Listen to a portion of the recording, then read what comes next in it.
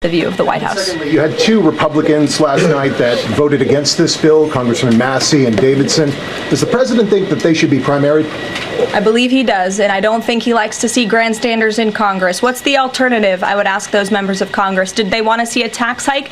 Did they want to see our country go bankrupt? That's the alternative by them trying to vote no. And the president believes the Republican Party needs to be unified, and the vast majority of Republicans clearly are, and are listening to the president. They are trusting in President Trump, as they should, because there's a reason he's sitting in this Oval Office. It's because he's the unequivocal leader of the Republican Party. Not just a president for Republicans, but all Americans. The president's approval rating is at an all-time high right now, and it's because he knows how to deliver, and Republicans like Thomas Massey and others should take note. As we speak, Trump Press Secretary Carolyn Leavitt is hosting another disastrous White House press briefing where, among other things, she's lying about Trump's big, beautiful bill, announcing that Trump is following through on a disturbingly fascistic birthday military parade, and also getting visibly triggered when repeatedly confronted about Trump's obvious corruption. But before we unpack all that, if you end up liking this video and you want to support the channel, please be sure to hit the like, subscribe, and alert bells before you go. All right, friends, we have several clips to play from this disastrous White House press briefing. We'll start with this clip here. You're welcome. Thanks for being here. Garrett, go ahead. Caroline, you guys are very proud of your record on transparency. I have two transparency-related questions for you. Sure. On the president's dinner tonight, will the White House commit to making a list of the attendees public so people can see who's paying for that kind of access to the president? Well, as you know, Garrett, this question has been raised with the president. I have also addressed the dinner tonight. The president is attending it in his personal time. It is not a White House dinner. It's not taking place here at the White House, but certainly I can raise that question and try to get you an answer. So let's stop right there for just a second. Okay, as a reminder, Trump tonight is hosting a private dinner for the top 220 purchasers of his meme coin, okay, that he announced 3 days before being inaugurated into his second term. And based on what little reporting we have, because the entire crypto process is opaque as hell, most of these people are foreign purchasers. So there could be all sorts of conflicts of interest and foreign influence on the sitting president of the United States. As we've discussed in previous videos, we've seen people admit in SEC disclosures that they are purchasing hundreds of millions potentially of dollars in this cryptocurrency in order to get access to Trump. They've disclosed it. We think this is the best way to advocate for our business interests. Okay. The conflicts of interest in corruption are staggering, and Carolyn Leavitt says, well, it's his personal time, so we don't have to disclose it to you. I guess I'll raise the concern with him. Well, the concern's been raised, and it sounds like you guys are just trying to hide the ball on this in a way that if President Biden or President Obama were doing, or President Clinton, you all would be apoplectic, disturbingly, unprecedentedly corrupt. Fox News lawyers have called this out. The conservative Wall Street journals called this out. The conservative National Review has called this out. This is objectively corrupt, and they don't care. Okay, and on the Qatari aircraft, the Air Force has said they're going to classify all the information about the work that has to get done to bring it up to snuff to be Air Force One. Previous Air Force One contracts, including the one that the president entered into in 2018, are public. That's available knowledge. Will the White House commit to releasing who's doing that work and the cost of that work? I understand that some elements might be classified about specific systems, but will you commit to releasing that basic information so people can see ultimately what this costs? Well, Garrett, as you know, that's a question for the Department of Defense and the United States Air Force, who is accepting this jet as part of their fleet. Declassify anything he wants. Well, you'll have to ask the Department of Defense and the United States Air Force, who is accepting this jet as part of its fleet. Peter. See, she's pissed. She's triggered. You'll have to defer to the Department of Defense. Well, Donald Trump is the ultimate classification and declassification authority as the sitting president of the United States. So he can be as transparent about this as previous Air Force One contracts have been. Will he commit to doing that? Obviously not. she's pissed off at the question because he has her checkmated. There's no good reason for her not to commit to doing it except that she wants to conceal the cost to the American taxpayer.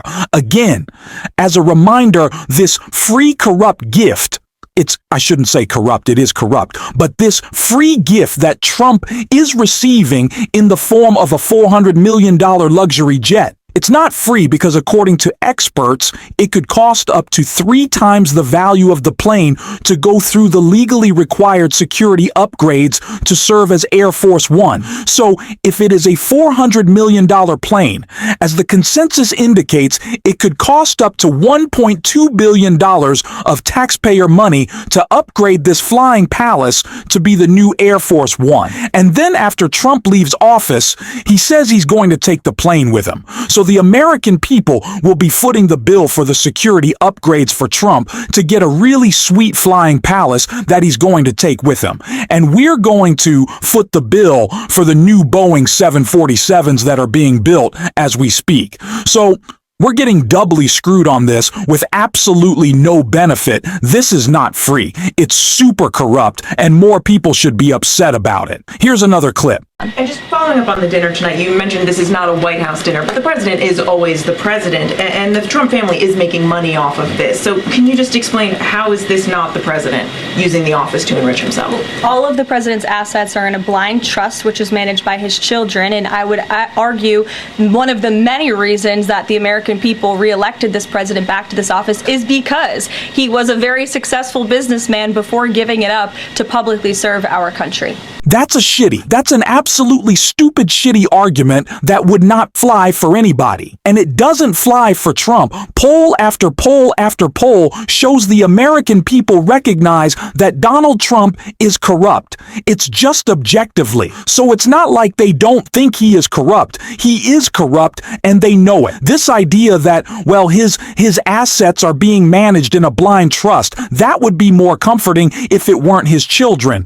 See, the whole point of a blind trust is to put degrees of separation between the beneficiary of that trust and the person managing it, so that there's no relationship between the person making the decisions and the person who manages the operational control of the trust.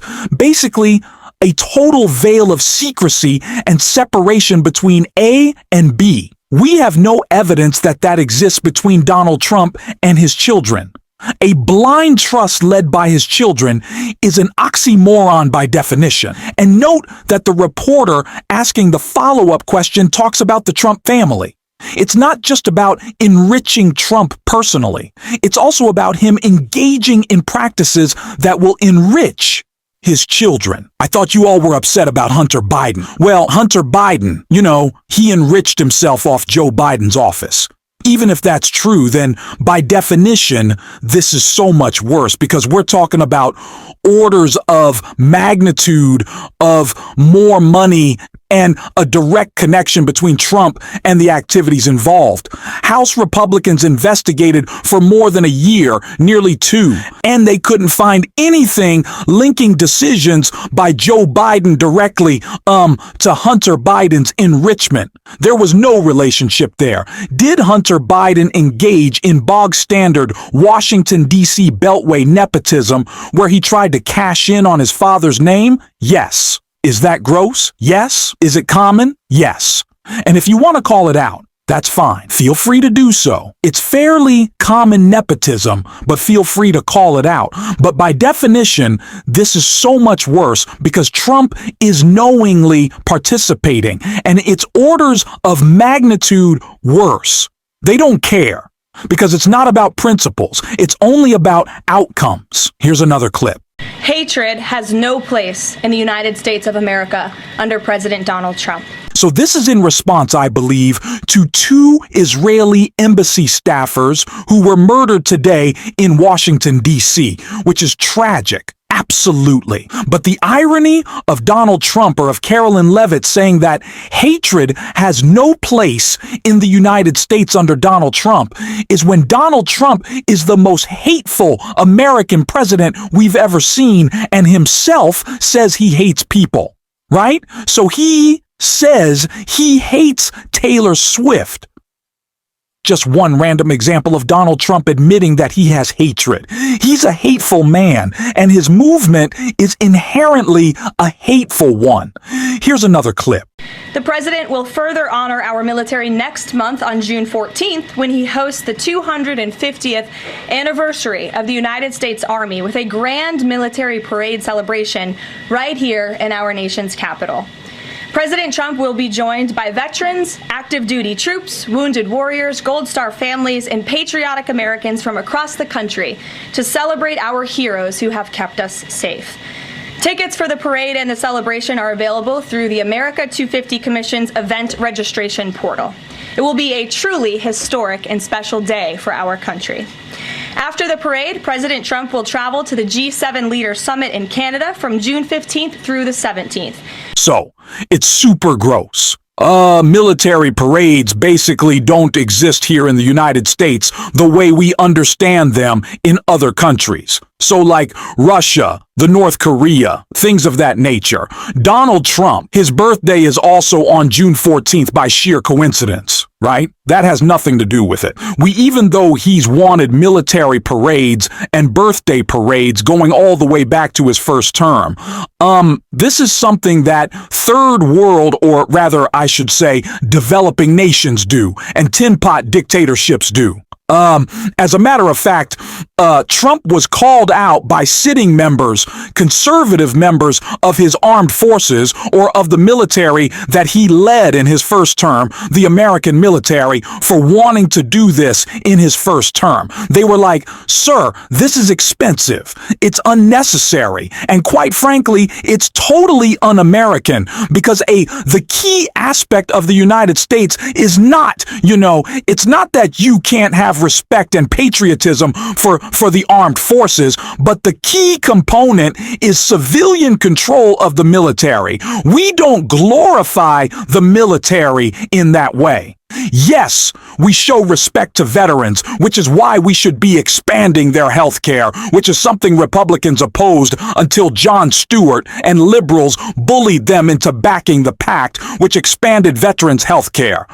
It should be taking care of veterans. It should be not triggering unnecessary wars. It should be compensating troops, fairly and appropriately at the level commensurate with their service. That's all good. But indulging in these weird fascistic masturbatory fantasies and parades about the military, it is un-American. And even Trump's own general said so in his first term. Now, I mentioned that Carolyn Leavitt, being the pathological liar that she is, also lied a lot about the one big, beautiful bill, which passed the House of Representatives at 4 a.m. this morning. So let's play a clip of those clips where she lies her ass off.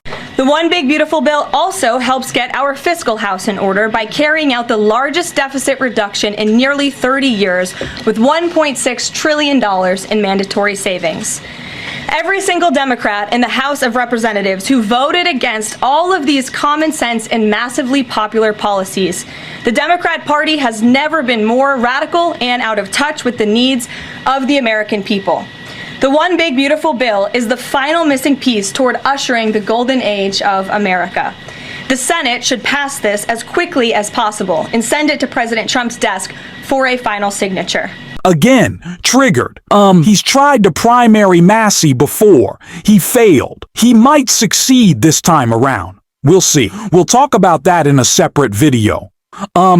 Yeah, there's no question Trump is the, leader of the Republican Party, and Republicans cross him at their, tremendous risk. There's no question about that, which is why they did what they did. They stood on principle. They didn't want to cross him because they do fear him. They want to have his support. They want to enjoy his patronage, but they are principled fiscal conservative hawks, and perhaps the last two left in Congress, at least in the Senate or the House. We'll see what happens with the Senate. Rand Paul, another fiscal hawk, libertarian, in the Republican Party also of Kentucky, like Massey. I expect he'll oppose this as well, but they have a bit more room to maneuver. Look, there's no telling what's going to happen, but she's lying through her teeth when it comes to the fiscal responsibility of this bill. It is wildly irresponsible. When touting Trump's popularity, Donald Trump is objectively the least popular president in modern American history at this stage. In his presidency and everything else is pure coke from Caroline Leavitt, but that's part of the job, I suppose. So there we have it, folks. A bunch of lies from the White House press secretary.